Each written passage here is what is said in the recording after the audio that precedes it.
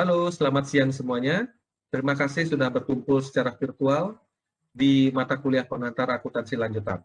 Hari ini adalah pertemuan kita yang kelima dan kita akan membahas akuntansi perusahaan dagang, ya, khususnya dengan metode perpetual. Seperti biasa, kita akan mulai perkuliahan dengan pretest dan kali ini hanya 2 soal dan semuanya essay, gitu ya. Nah, jadi tidak multiple choice. Saya akan bagikan link dari quiz dan mohon dikerjakan, saya kira cukup 5 menit. Selamat mengerjakan. Ada yang mau menjawab soal nomor 1? Apa perbedaan metode perpetual dan metode physical atau disebut juga metode periodical ya dalam pencatatan akuntansi perusahaan dagang? Ayo. Ayo, siapa yang mau? Untuk menjawab, Pak. Ya. Halo. Mohon izin untuk menjawab, Gimana, Dek? Pak. Oh iya, silakan. Adik Mega, ya silakan. Gimana, Dek? Baik, perbedaan nomor 1, Pak. Perbedaan antara metode perpetual dan physical. Jadi, dalam metode perpetual ini, pencatatan persediaan barang dagang dilakukan secara terus-menerus, baik transaksi yang mempengaruhi penambahan atau pengurangan dari persediaan barang dagang, sehingga informasi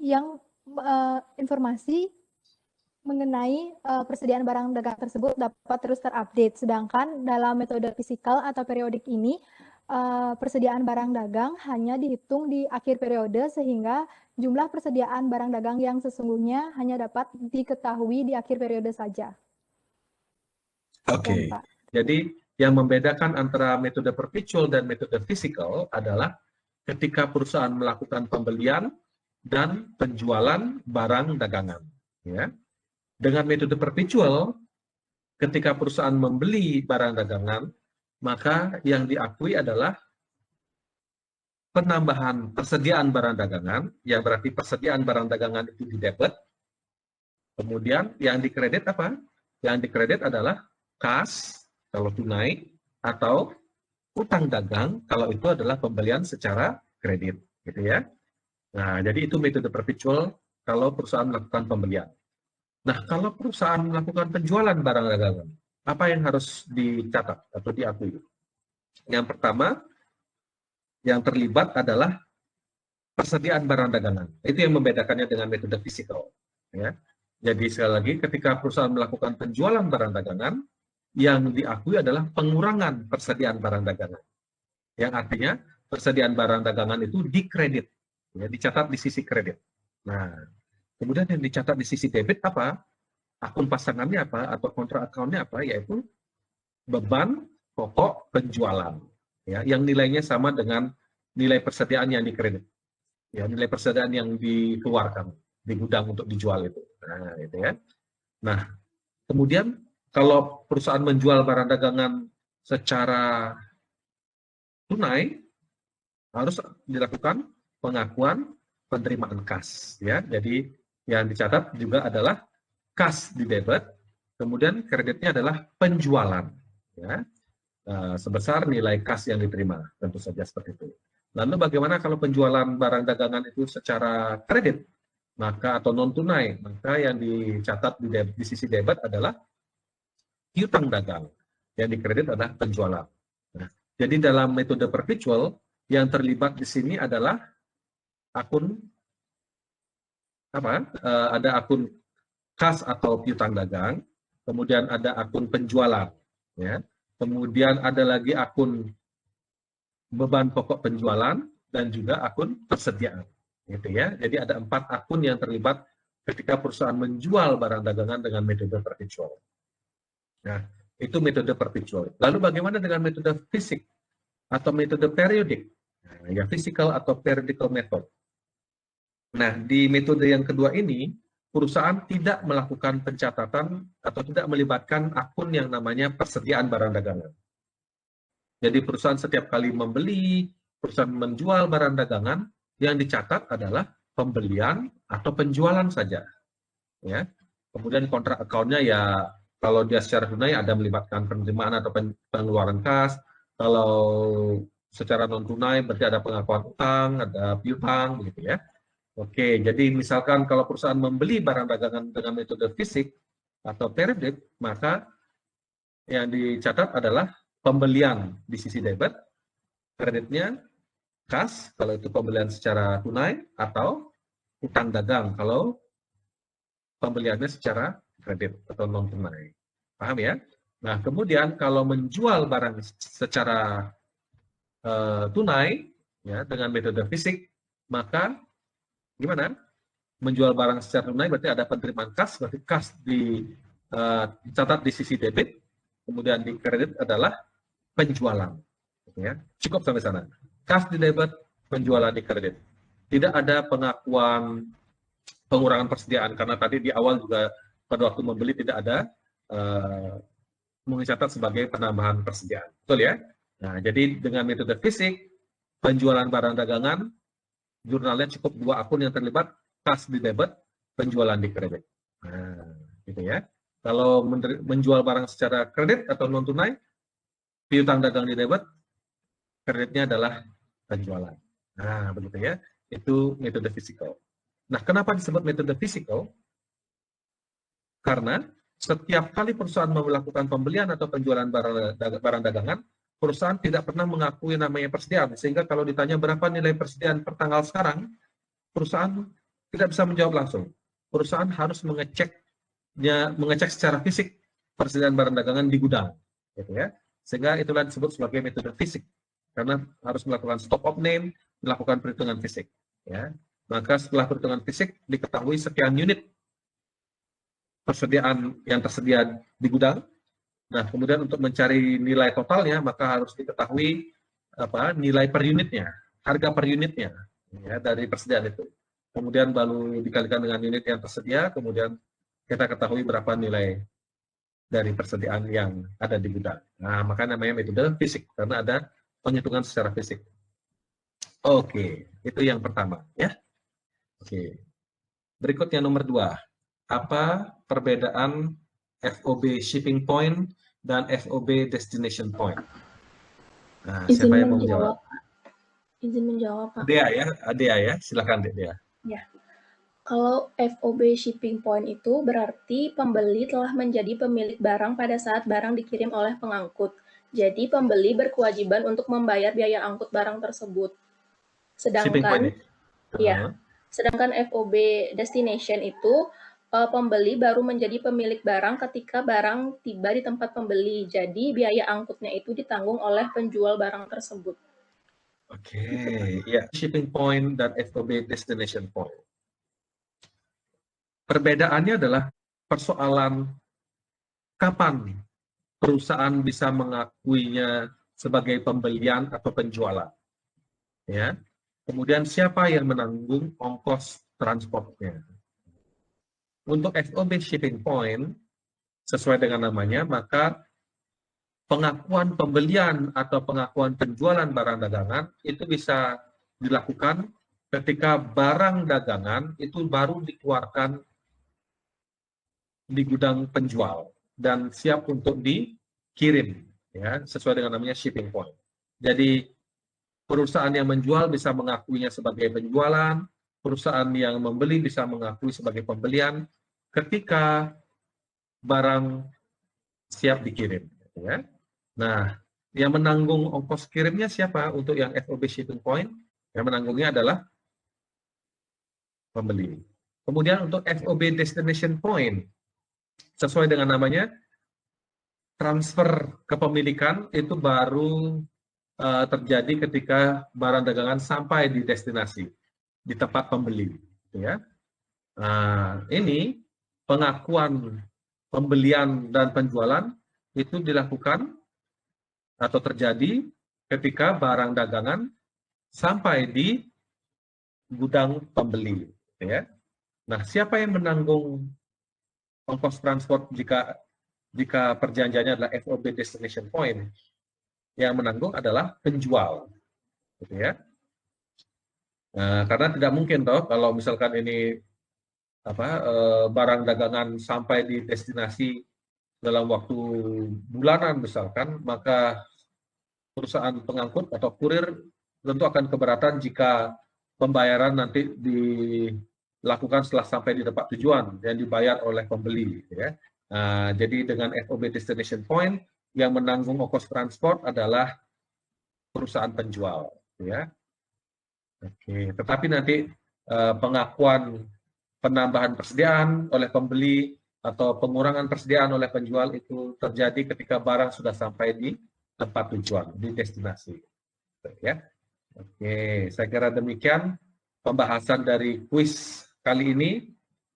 Saya kira adik-adik sudah paham dan mari kita lanjutkan dengan pembahasan sesi 5A di buku praktikum yang kita miliki. Oke. Nah, ini ya betul ya kelompok 4 yang ini ya. Adik Kartika Ayuni Kencanawati dan teman-teman. Ya, silahkan. Apakah ada semuanya di sini? Silahkan dipaparkan. Nah, ini daftar saldonya ya. Coba saya cek dulu. Daftar saldo 5A. Oke, sudah disampaikan sini daftar saldo ini. Tinggal masukkan aja ya. Oke, kita abaikan ini. Kita masuk ke jurnal umumnya aja. Oke. Adik, kelompok 4, silahkan siapa saja boleh ini menjawab, silahkan. Mulai dari yang nomor 1 yang sudah dikasih kunci jawabannya di sini. Ayo silahkan. Silahkan, Dek.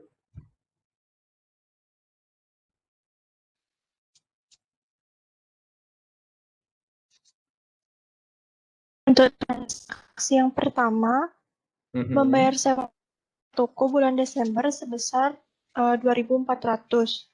Di jurnal umumnya, beban sewa di debit dan kas di BNI di kredit sebesar 2.400. Oke, yang ini clear ya. Ya, beban sewa dan kas di BNI 2.400. Ya, kita lanjut nomor 2. Nah, ini ada FOB shipping point. Ayo kita coba pahami sama-sama. Siapa saja boleh yang dari kelompok 4? Untuk nomor 2, membeli 50 Ya, nomor 2 maksud saya. Iya, silakan. Membeli 50 lusin kain batik dari Juragan Batik Erlangga dengan termin kredit 210 N/30 FOB shipping point sebesar 21.600. Karena ini pembelian secara kredit, maka dicatatnya persediaan barang dagang pada utang dagang sebesar 21.600. Oke, jadi yang pertama ini adalah perpetual, sehingga kalau kita membeli, perusahaan ini membeli, maka yang dicatat adalah persediaan ya yang didebat ya, bukan pembelian. Oke, itu poin yang pertama yang kita bisa buat ya. Ya karena ini kredit, karena di sana ada termin kredit jelas di sana, jadi utang dagang yang harus dikredit ya. Nilainya 21.600. Oke, nah sekarang FOB shipping point kayak tadi konsepnya, siapa yang menanggung biayanya? Biaya transport, kalau ada transport perusahaan ini ya, yang membeli ya, pembeli ya, betul ya. Jadi kalau FOB shipping point, maka perusahaan siapa ini namanya? Perusahaan warung serba batik ini, Waserba ini yang menanggung biaya transportnya. Tapi di sini tidak ada statement tentang ongkos transport. Kemudian kapan, ya, bila mana atau kapan dicatat penambahan persediaan ini, yaitu ketika apa istilahnya itu barang dari siapa nih, dari Erlangga, dari Juragan Batik Erlangga sudah mengirimkan gitu. Begitu keluar batik 50 lusin kain batik ini dari gudangnya Batik Erlangga, maka si Waserba ini sudah berhak untuk mencatat sebagai pembelian, penambahan persediaan dalam hal ini ya, karena ini perpetual. Kalau nanti periodical, pembelian yang didebat. Paham ya? Jadi tanggal 3 Desember begitu, hey saya mau beli 50 lusin, kemudian Batik Erlangga sudah confirm barang sudah dikirim itu ya. Nah, shipping point. Jadi saat itu per tanggal 3 Desember si pembeli ini Waserba bisa mengakuinya sebagai penambahan persediaan. Paham ya? Nah, kalau ada ongkos transport, maka Waserba yang ya secara teoritis karena FOB shipping point dia yang harus menanggung ya. Oke, saya kira paham ya. Oke, nomor 3 ya, tanggal 4 Desember. Silakan. Nomor 3 transaksi 4 Desember membayar ongkos kirim yang terjadi pada tanggal 3 Desember. Maka Oke, ini ya, kan ya, biaya ya. angkut. Biaya angkut Ya, pembelian, maka dicatat persediaan barang dagangan pada kas di BNI sebesar Rp500. oke. Nah, oke. Nah, sekarang ini kira-kira kita tambahkan dia ke persediaan buatkan ataukah ada beban apa istilahnya? Beban ongkos kirim semacam itu, ongkos kirim pembelian. Ada kan di situ? Atau gimana sebaiknya? Gimana, Dek? Persediaan barang dagangan, Pak. Oke, jadi untuk metode perpetual, jadi ongkos kirim itu menambah nilai dari persediaan, ya dikapitalisasi intinya, gitu ya. Oke, sehingga nanti kalau barang ini dijual, ongkos kirim itu sudah terhitung sana, ya sudah diperhitungkan. Paham ya logikanya ya? Nomor 3 sudah jelas. Nomor 4 sekarang tanggal 6 Desember. Selanjutnya transaksi tanggal 6 Desember menjual berbagai oleh-oleh batik kepada Galeri Hatmini dengan termin kredit 2/10 N/30 FOB shipping point senilai 8.500, beban pokok penjualan barang yang dijual 5.000. Jadi karena kredit, jadi piutangnya di debit 8.500, sedangkan penjualannya di kredit 8.500, beban pokok penjualannya di debit sebesar 5.000 dan persediaan barang dagang di kredit sebesar 5.000. Oke. Mengapa di sini piutang dagang, kemudian pada penjualan, kemudian ada beban pokok penjualan, kemudian ada persediaan barang dagangan? Ayo. Izin menjawab boleh, Pak? Komang Ayu Parwati, silakan, Dek. Iya, itu kan Hmm. sebentar. Yang Itu kan tanggal menjual penjualan kredit. Jadi kalau penjualan kredit kan piutang dagang pada penjualan Betul. sebesar harga jualnya yaitu 8.500. Nah, pada sistem perpetual ini seperti yang sudah dijelaskan tadi bahwa persediaan itu terus dicatat selama terjadi transaksi baik itu penambahan ataupun pengurangan akun persediaan itu sendiri. Sehingga dicatat beban pokok penjualan pada persediaan barang dagang sebesar harga pokoknya yaitu 5.000. Demikian, Pak. Terima kasih. Oke. Ya. Oke, jadi nilai persediaan barang dagangannya yang harus dikredit adalah Rp5.000 dan ini adalah merupakan beban pokoknya dia. Jadi nilai pokok dari persediaannya ya. Kemudian dia menjual 8.500. Jadi di sini ada apa istilahnya itu selisih sebesar berapa ini? 3.500 ya. Oke. Ya, jadi itu ya. Jadi ketika menjual barang dagangan dengan metode perpetual, maka persediaan harus dikredit, gitu ya, dan akun lawannya adalah beban pokok penjualan yang nilainya sama ya, sebesar Rp5.000. Kemudian ada akun tambahan, pasangan akun tambahan yaitu piutang dagang dan juga penjualan untuk mencatat nilai dari penjualan dari persediaan barang dagangan itu, ya. Oke. Berikutnya nomor 7, maksud saya tanggal 7 Desember, silakan. Tanggal 7 Desember menerima pelunasan piutang dari Bapak Adi Gunawan Purba atas penjualan bulan November sebesar 8.900 tanpa diskon penjualan. Jadi jurnalnya itu kas di BNI pada piutang dagang sebesar 8.900. Oke. Jadi transaksi ini sudah di bulan lalu ya, tidak ada di sini. Kemudian sekarang menerima pelunasan piutangnya tanpa diskon 8.900. Oke, jadi ada penerimaan kas, kemudian piutang dagangnya berkurang 8.900. Oke. Oke, clear ya. Nomor 6 tanggal 10 Desember, silahkan. Transaksi nomor 6 tanggal 10 Desember Silahkan. mencatat Ya, silahkan. penjualan tunai tanggal 1 sampai 10 Desember sebesar 27.200. Beban pokok penjualan sebesar Rp16.000. Jadi jurnalnya karena ini penjualan tunai, jadi kas di BNI pada debit, kemudian penjualan di kredit sebesar 27.200 dan beban pokok penjualan di debit serta persediaan barang dagang di kredit sebesar 16.000. Oke. Jadi ini perbedaannya dengan yang nomor 4 tadi yang tanggal 6 Desember, yang ini tunai ya. Oke, jadi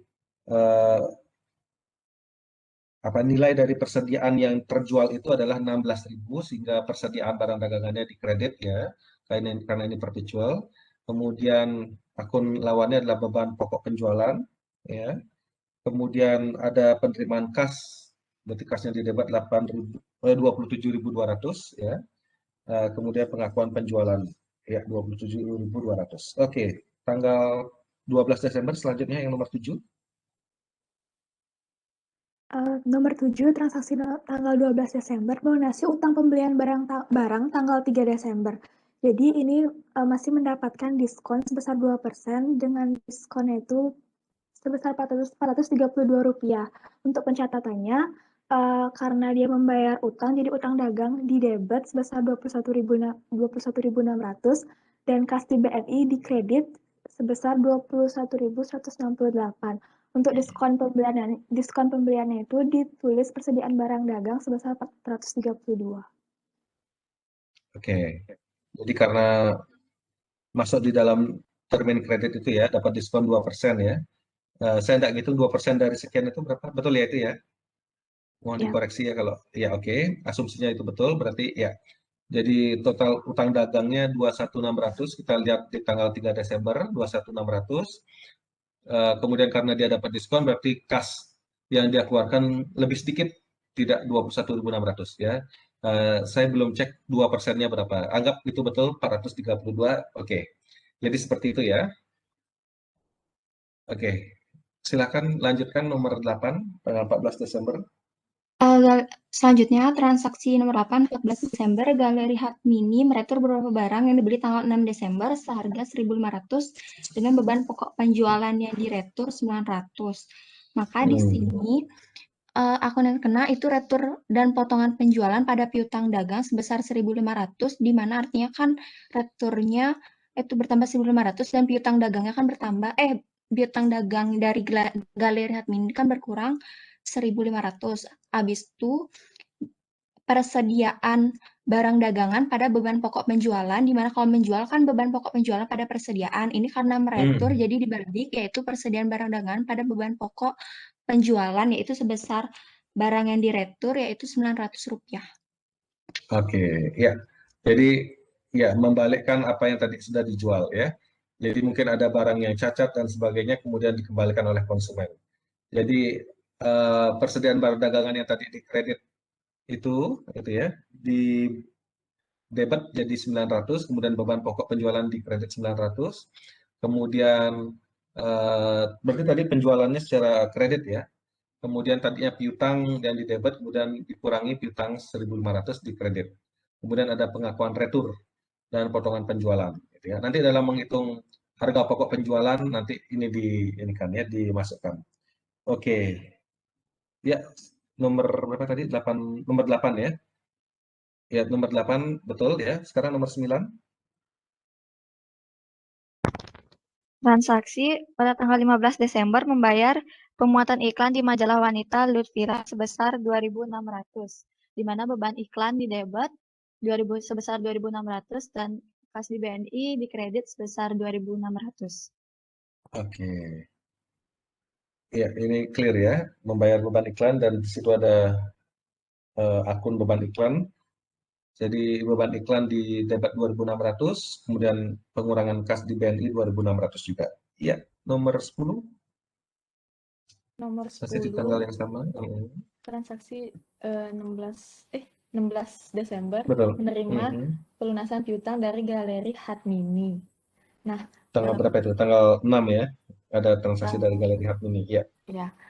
Jadi jurnalnya kas di BNI sebesar 6.860, diskon penjualan dan diskon penjualan 140 pada piutang dagang 7.000. Piutang dagangnya itu kan dia ada retur pada tanggal 14 Desember itu kan ada retur, jadinya 8.500 dikurangi 1.500 jadinya 7.000. Nah, terus nyari diskon penjualannya itu 7.000 dikali 2% karena Galeri Hut Mini itu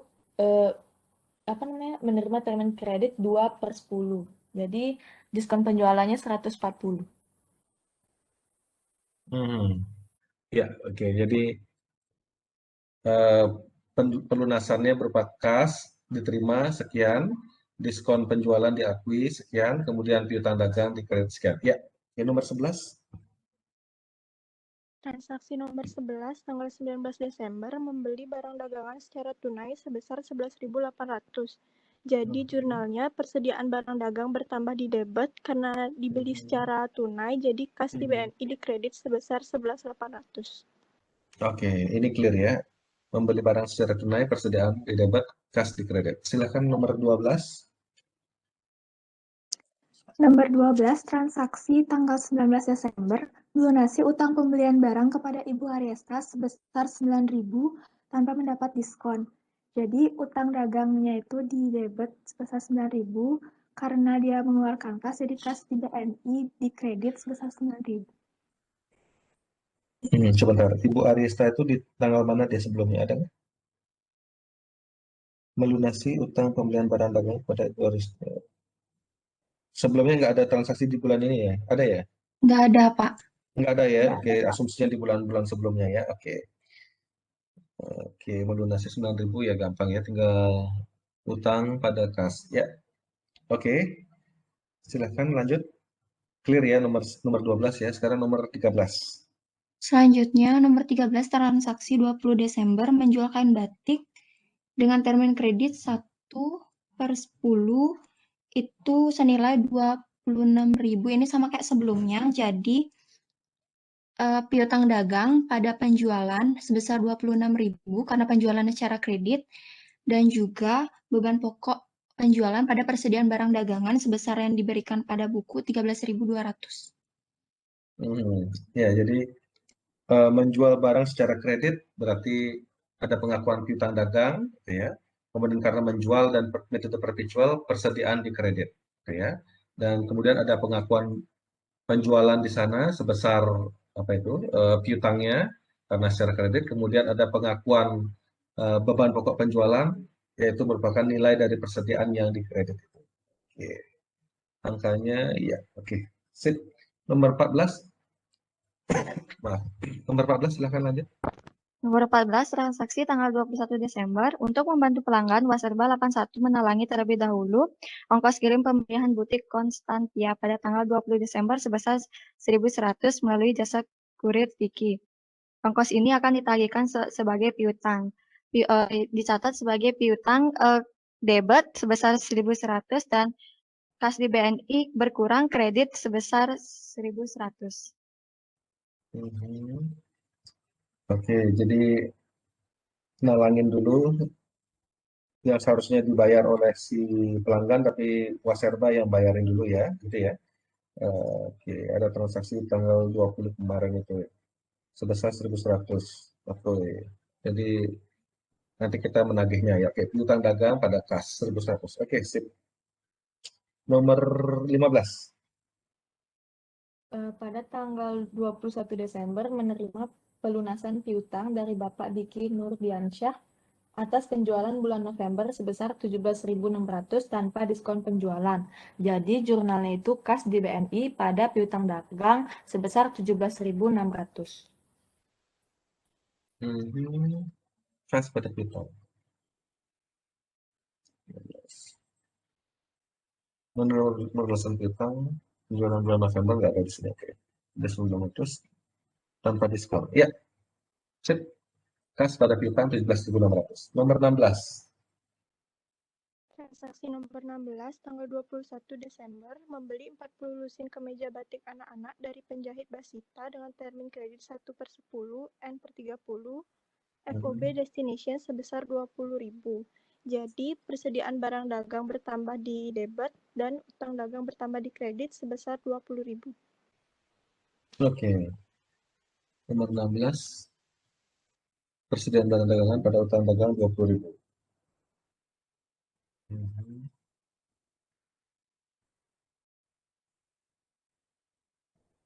Ya. Ya, 20.000. Ya. Nomor 17. Nomor 17, transaksi tanggal 24 Desember, meretur 4 lusin dari kemeja batik yang dibeli tanggal 21 Desember dari penjahit Basita karena terdapat cacat produksi. Tadi 40 lusin itu seharga 20.000 dan sekarang meretur 4 lusin jadi harganya 2.000 yang diretur. Jadinya pencatatannya Utang dagang pada persediaan barang dagang sebesar 2.000. 40 sennya 20.000.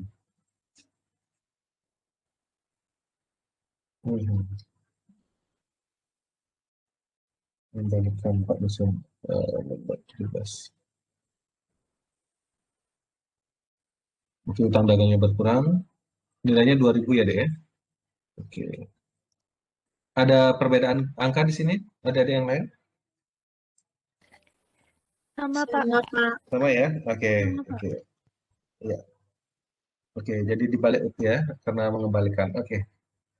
Jadi mengurangi utang dan mengurangi persediaan yang dibeli tadi itu. Ya. Nomor 18. Nomor 18, transaksi 26 Desember menerima returan barang dari Ibu Eveliana, pembelian retail yang sudah membayar tunai sebesar 1.200 dengan beban pokok penjualan yang diretur 700. Maka yang terkena transaksinya yaitu retur dan potongan penjualan pada kas di BNI yaitu sebesar 1.200 dan juga persediaan barang dagangan pada beban pokok penjualan sebesar 700 besar barang yang diretur. Iya, oke. Sama kayak tadi ya. Jadi ada pengembalian dan ada pengembalian barang dagangan. Oke, sebesar 1.200. Retur pada kas. Oke. Kemudian berikutnya persediaan. Ini catat.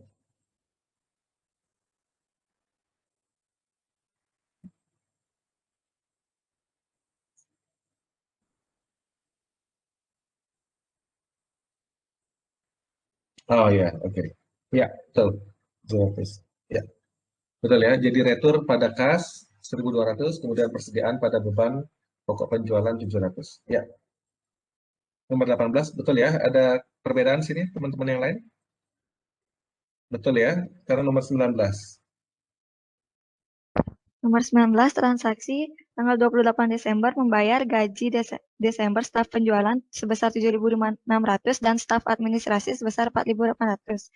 Karena membayar gaji, dia menjadi beban gaji penjualan di debit sebesar 7.600, beban gaji administrasi di debit sebesar 4.800, dan kas berkurang di kredit sebesar totalnya 12.400.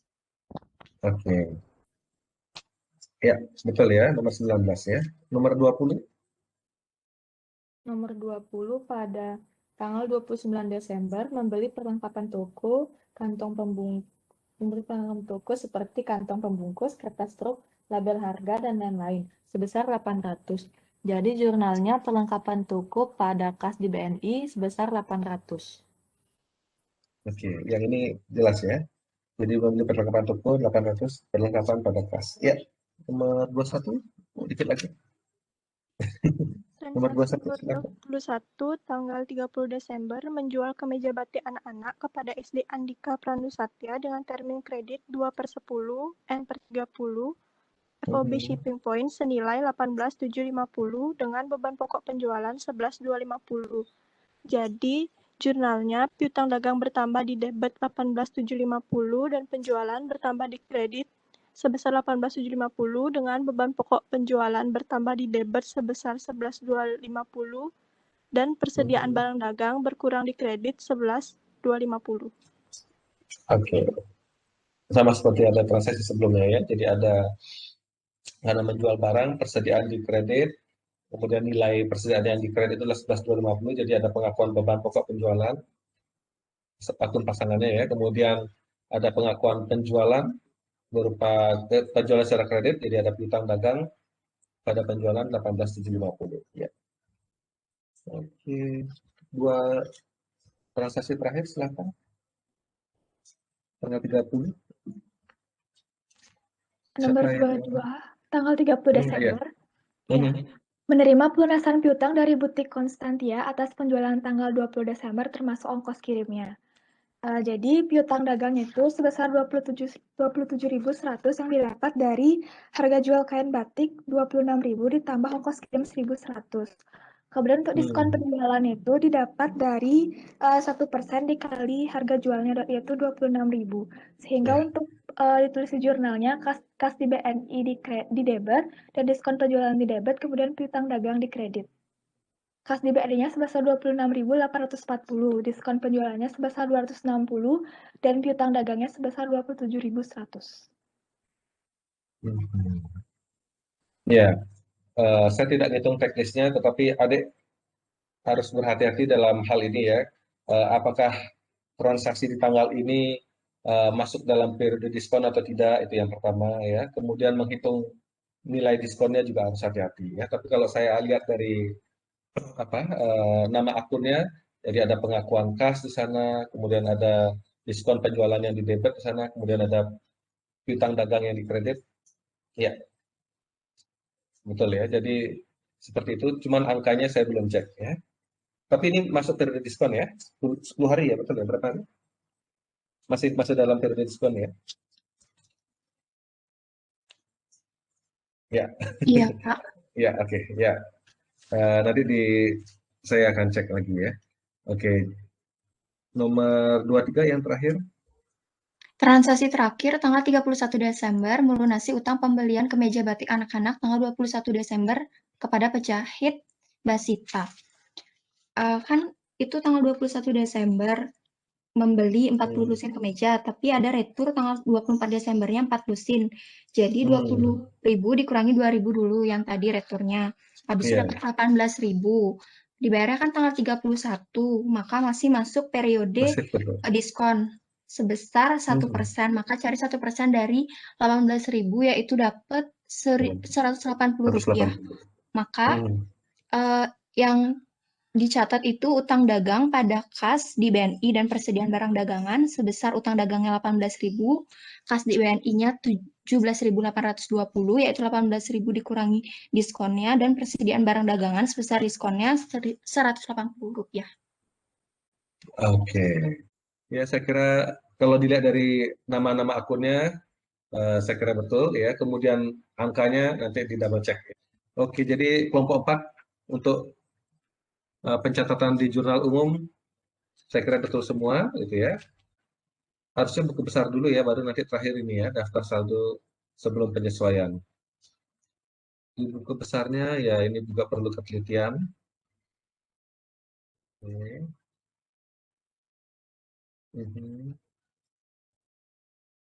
Saya kira kelompok 4 yang waktu tugas nomor berapa ya, nomor 2-nya yang agak sedikit keliru, sedikit sekali ya. Waktu itu kalau nggak salah nama akunnya pendapatan, seharusnya pendapatan diterima di muka itu ya, tetapi adik mencatatnya pendapatan dibayar di muka itu ya. Saya kira kelompok 4 ya ada kesalahan sedikit sekali ya. Jadi perlu kehati-hatian ya. Ya risiko mencatat secara manual ya memang harus ini ya, tidak boleh lelah. Kadang kalau kita lelah itu ya, maksud kita adalah mencatatnya sebagai pendapatan diterima di muka, tapi kita mencatatnya sebagai pendapatan dibayar di muka itu ya. Saya paham maksudnya, tetapi ya memang perlu kehati-hatian. Saya asumsikan adik, iya nggak masalah. Saya juga sering seperti itu ya. Kadang mata kita lagi lelah itu ya, jadi seperti itu ya, salah masukkan. Ya kalau sekilas saya kira sudah. Ada ini akun awalnya ya. Oke. Ini akun awalnya. Dagang.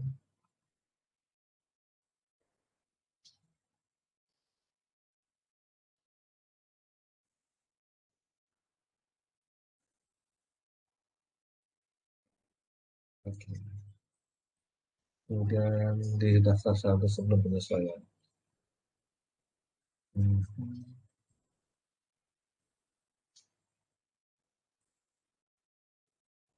Jumlahnya 2811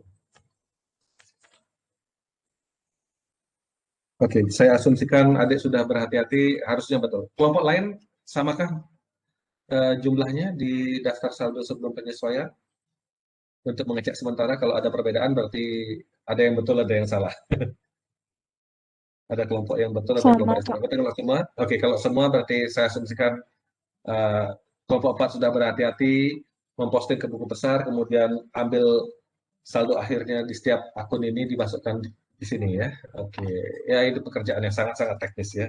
Nanti adik dalam prakteknya semuanya dibuat lebih mudah dengan komputer. Ya. Cuman di awalnya harus berhati-hati juga memasukkan kode akunnya. Oke, saya kira untuk pertemuan hari ini saya kira intisarinya sudah kita dapatkan ya, metode perpetual. Jadi kalau bisa kita ringkas, kita simpulkan metode perpetual itu melibatkan akun persediaan barang dagangan ya ketika kita membeli ataupun menjual ya. Sehingga nanti ketika membuat laporan keuangan, perusahaan dengan metode perpetual ini tidak perlu melakukan cek fisik ya atau stock of name seperti nanti kalau perusahaan menggunakan metode periodical itu. Oke. Saya kira demikian pembahasan dari buku praktikum pengatur akuntansi yang sesi 5A dengan metode perpetual. Mudah-mudahan adik sudah paham semuanya ya. Demikian saya akhiri kuliah hari ini. Tetap semangat belajarnya, mempersiapkan UTS nanti ya. Oke, sampai bertemu minggu depan. Terima kasih, Pak. Terima kasih. Bye-bye. Ya, bye-bye. Saya akhiri. Saya akhiri ya. Yuk. Yuk.